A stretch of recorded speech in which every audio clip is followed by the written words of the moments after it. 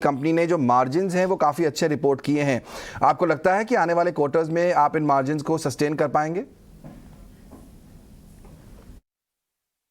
तो ये हमारे जो अभी मार्जिन्स हमने रिपोर्ट किए हैं, इसमें जो है कॉपर प्राइस रिडक्शन के कारण वायर की प्राइसेस हमको कम करने पड़े। वायर में क्या होता है कि प्राइस इंक्रीज या प्राइस रिडक्शन तुरंत लेना पड़ता है मार्केट में। हम लोगों की 60 to 90 डेज का इन्वेंट्री भी होता है। तो ये हमारे रिजल्ट में 10-1 करोड़ का इम्पैक्ट, 1% तक का इम्पैक्ट रहा है मार्जिन में। फिर भी हमारा रिजल्ट ठीक रहा है। और दूसरी तरफ जो है, हमने इनपुट प्राइस इंक्रीज जो है पास ऑन किया है मार्केट में आगे। मगर last leg of price increase हम पास ऑन कर नहीं पाए। मगर जो इनपुट कॉस्ट अभी नीचे होने के कारण, जब ये मटेरियल जो नई कॉस्ट की मटेरियल हमारे बिजनेस में फ्लो होगी 1 से 2 महीने के बाद, तो हम हमारी जो प्रॉफिट मार्जिन है वो नॉर्मल लेवल आ जाएगी, may be in another 1 to 2 months। सो मैं समझता हूँ कि आगे चल के इस क्वार्टर से भी बेहतर रहेगा प्रॉफिट मार्जिन।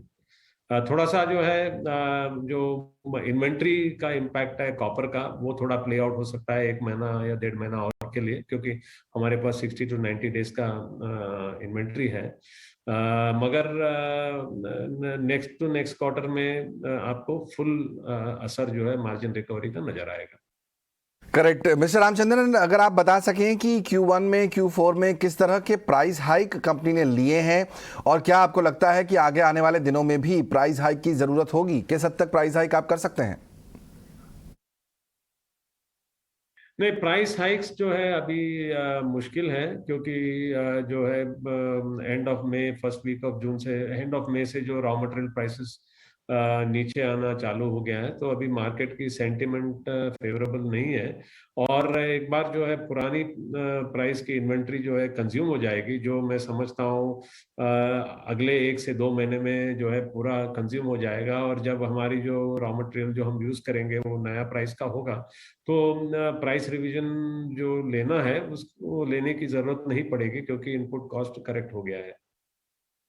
करेक्ट। आपके बिजनेस का करीब करीब 45-50% हिस्सा जो है वो इलेक्ट्रिकल सेगमेंट से आता है, हमने देखा है। वो सेल्स जो है बड़ा पार्ट है आपके टोटल सेल्स का, और ये इस बात का इंडिकेशन है कि रियल एस्टेट में चूंकि आप केटर करते हैं तो वहां पर रिकवरी काफ़ी हद तक दिखाई दे रही है। अगर आप इस समय ग्राउंड सिचुएशन बता सकें कि रियल एस्टेट सेगमेंट में, इलेक्ट्रिकल सेगमेंट में किस तरह से रिकवरी आप देख रहे हैं?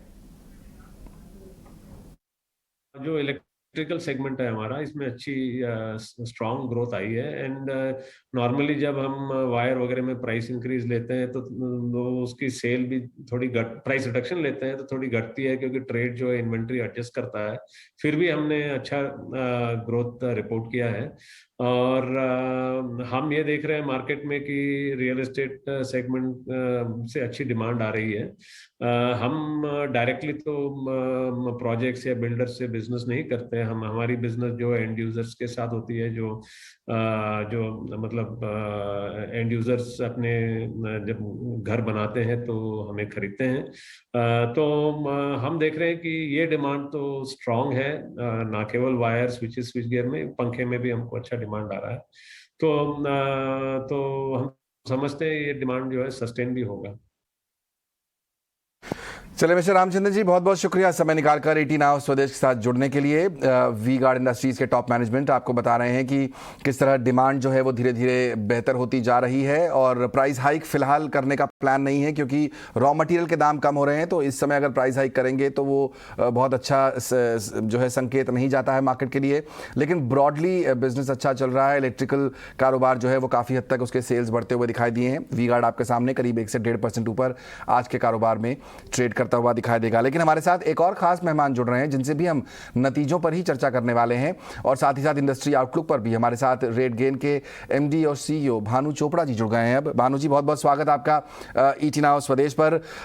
नतीजे हम देख रहे थे आपके काफ़ी हद तक अच्छे दिखाई दे रहे हैं, लेकिन मार्जिन में हमने देखा क्वार्टर ऑन क्वार्टर कुछ दबाव देखने को मिला है।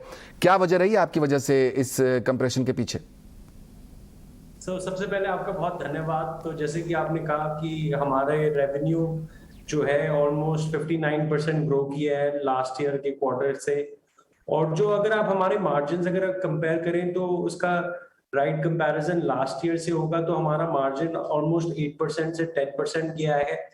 क्वार्टर ऑन क्वार्टर आपको हमारा मार्जिन कम इसलिए दिख रहा है क्योंकि इस क्वार्टर में हमारे वेज इंक्रीमेंट्स थे, और दूसरा हमारे थोड़े डिलेड हायरिंग्स थे Q4 में जो अब Q1 में हुए हैं। और दूसरा, जैसे कि अब सब खुल गया है और हम एक B2B बिजनेस है, तो हमारे सेल्स लोग ट्रैवल करना शुरू कर दिया है और हमारा मार्केटिंग स्पेंड भी थोड़ा सा बढ़ गया है। बट हम ये देखेंगे कि ये नॉर्मलाइज होगा। और Q1 जो होता है ये ट्रेडिशनली हमारा सॉफ्ट होता है। Q3 और Q4 हमारे बेटर क्वार्टर्स होते हैं जिसमें हमारी सबसे ज्यादा वॉल्यूम होती है। तो जो हमने मार्केट को गाइड किया है कि ओवरऑल मार्जिन्स जो हमारे 10% से 12% इस साल आ जाएंगे, तो हमें काफी कॉन्फिडेंस है कि वो होगा। भानु जी, एक बड़ा डेटा जो हम बाकी कंपनियों से भी पता कर रहे हैं और आपके रिजल्ट्स में भी दिख रहा है कि जो